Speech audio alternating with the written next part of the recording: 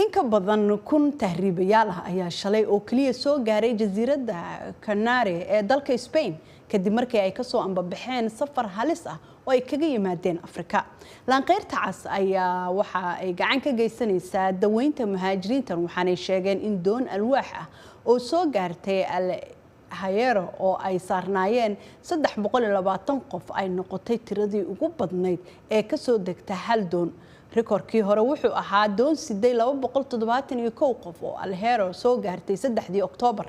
Tirada dadka soo galaya Spain ayaa ahayd 783 qof waxayna soo gaareen deegaanka Hierro 98 qof oo Tenerife tagay iyo waliba 150 ku sugan Gran Canaria sida ay sheegtay Lanqeyrta cas. Dooniyahan ayaa waxaa ku jiray haween iyo caruur dadka saaran. Gran Canaria ilaalada xeebuhu waxa ay ku jiideen doon alwaax ah oo 8 tahriibayaal oo uu ku jiro ilmo socod barad ah una soo jiiday dekedda lagu magacaabo Arguin.